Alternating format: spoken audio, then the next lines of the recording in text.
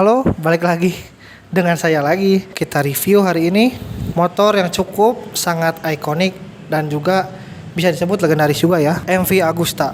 Cuman di sini kita nggak review motor sportnya, melainkan kita review itu motor bisa disebut sport nekatnya, motor nekatnya, yaitu MV Agusta Brutale 910. Yang dimana 910 itu 910 cc.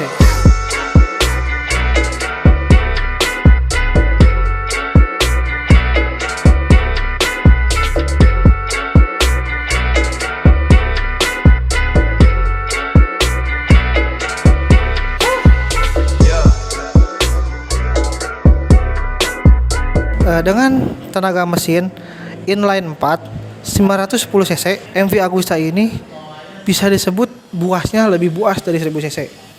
Karena memang di desainnya itu motornya sesuai dengan namanya. Motornya itu Brutale, yang dimana brutal lah tenaganya itu MV Agusta ini. Sejarah singkat dari pabrikan MV Agusta yang saya tahu ya, MV Agusta itu salah satu pabrikan, kalau dibilang itu pabrikan yang bisa dibilang menjuarai kelas motor paling bergengsi di dunia, yaitu kelas MotoGP paling banyak.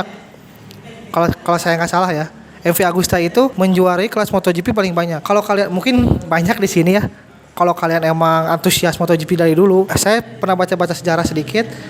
Jokinya itu yang terkenal itu Giacomo Agostini yang menggunakan MV Agusta ini. Mungkin kalau teman-teman sekarang ya kita udah jarang terliterasi ya tentang MV Agusta, karena yang dimana di Eropanya sendiri itu motor ini tuh terkenal motor mewah. MV Agusta tuh hanya mungkin kalangan tertentu saja yang bisa beli motor MV Agusta ini. Ya kita lihat dari kilas balik sejarahnya juga, memenangkan kelas premiernya juga udah banyak banget MV Agusta ini dari pembalap legendarisnya Giacomo Agostini. Lanjut kita bahas lagi di motornya. Ternyata saya mendapatkan informasi MV Agusta ini bisa dibilang mendevelop mesinnya ternyata berbarengan dengan pabrikan mobil kuda jingkrak ya, kalau kita sebut Ferrari ternyata. Kenapa saya bilang Ferrari? Nah, di sini yang saya bingung, kenapa kok ternyata motor ini emang pabrikannya sama di Itali gitu ya. Cuman ternyata mendevelopnya dengan mobil yang sama-sama buas juga. Ternyata di sini kodenya. Saya baru tahu malah. Nah, di sini tuh ada tulisan F4. Ya kan? Di sini ada tulisan F4. Dan kalau kalian di sebelah kiri sini ada juga tulisan F4. Saya tadi sempat ngobrol dengan teman-teman di Maxi Prestige Motor Garage. Ternyata F4 ini memiliki artinya Ferrari 4 silinder. Kaget kan? Saya juga kaget. Oh, Ferrari ternyata. Maka dari itu, ya kita bisa dibilang ya udah nggak aneh lah motornya. Kenapa buas? Ya mesinnya juga di-develop bareng Ferrari gitu kan. Dan informasi lagi, ternyata satu motor MV Agusta desainnya itu, misalnya ini MV Agusta Brutale, hanya didesain oleh satu orang. Ibaratnya seprestis itu motornya gitu ya, ibaratnya tuh sampai hanya satu orang saja yang boleh mendesain motor ini dengan sedemikian rupa, agar orang-orang tuh ibaratnya, karena banyak yang bilang pabrikan MV Agusta itu bukan hanya sekedar menjual motor mungkin ya, seperti kayak pabrikan Jepang lainnya gitu ya, pabrikan Jepang yang memang dia berfokuskan kepada penjualan motor. Sedangkan MV Agusta ini lebih bisa dibilang oleh kita itu motorcycle art katanya.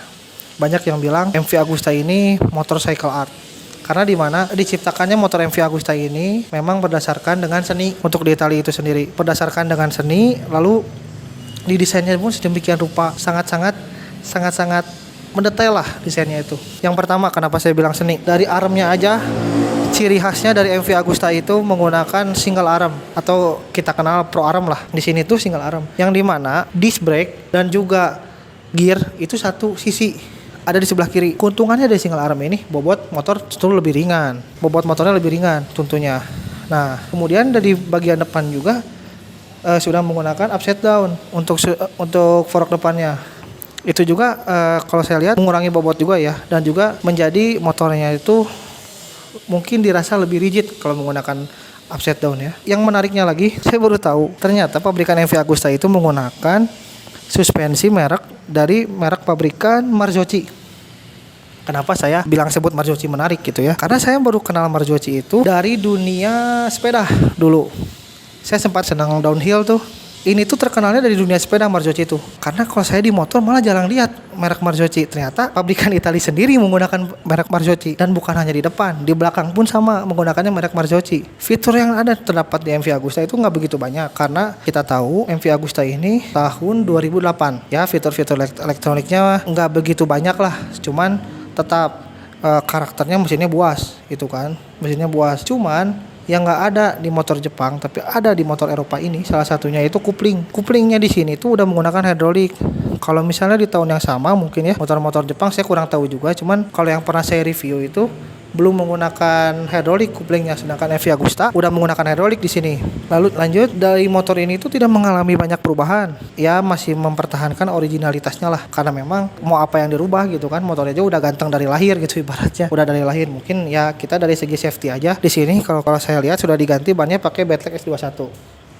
Ya, ban yang cukup terkenal dari pabrikan Badlek, cukup bagus lah untuk gripnya sendiri. Sini menggunakan Badlek S21. Lalu saya mendapatkan informasi, ternyata yang saya kaget, ini motor tuh termasuk motor yang langka ternyata di Indonesia tuh. Tadi saya sempat ngobrol sama teman-teman dari Maxi Prestige Motor Garage, ternyata motor ini tuh cuman ada 3 unit kalau nggak salah keberadaannya di Indonesia tuh. Cuma ada 3 unit dan salah satunya itu ada di sini, ada di Bandung. Salah satunya dari ketiga unit itu tuh. Emang saya selama ini jarang sih lihat MV Agusta Brutale, dan baru saat ini melihat di Maxi Prestige Motor Garage. Itu yang menjadi salah satu motor ini kenapa disebut langka. Dan emang motornya juga untuk kita mungkin yang disebutnya baru-baru kali ya, atau kita baru nyoba pengen motor-motor kenceng, kayaknya terlalu brutal sih kalau motor ini gitu ya. Cuman buat kalian yang seneng speedingan, kan sekarang lagi rame nih speedingan tuh, wah kebut-kebutan apa itulah, lurus-lurusan, intinya cocok banget nih buat kalian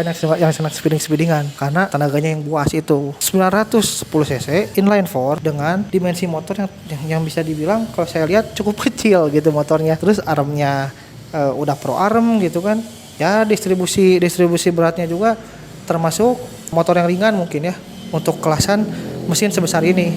Apalagi yang tadi saya bilang di awal, mesinnya itu di-develop bareng Ferrari. Kelebihan selanjutnya yang saya nggak sangka itu ternyata pendinginannya sudah ada 2, yang dimana motor-motor mungkin di tahun ini rata-rata berpendingin hanya radiator saja, quick coolant lah intinya. Nah, sedangkan di sini ada berpendingin radiator dan juga berpendingin oil cooler. Jadi ada 2 yang didinginkannya, yaitu menggunakan air. Yang kedua, olinya yang didinginkan, sama seperti motor-motor kecil yang lainnya lah yang menggunakan oil cooler. Ternyata di sini ada 2 pendinginan. Nah, tidak banyak fitur yang lainnya di MV Agusta ini. Memang orang-orang rata-rata kalau membeli MV Agusta kayaknya lebih cocok buat dipajang kali ya. Karena kalau dipakai lumayan sayang juga kalau untuk MV Agusta ini. Karena di Prestige Motor Garage di sini menjual MV Agusta. Tadi saya ngobrol juga dengan teman-teman di Maxi Prestige Motor Garage. Kira saya motor ini tuh dibanderolnya sangat mahal karena kan termasuk motor yang langka.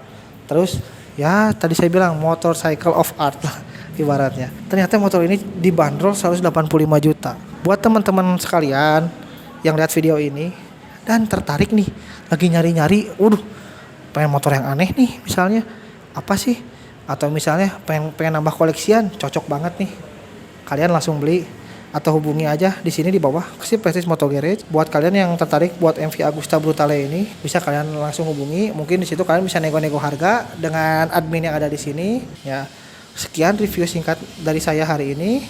Jangan lupa like, comment, and subscribe untuk mendukung kita agar kita lebih semangat lagi bikin kontennya. Untuk kedepannya bisa komen di bawah, kita harus review motor apa lagi nih. Kalian mau review apa, kita akan usahakan kita review. Sekian review hari ini dari saya. Selamat siang.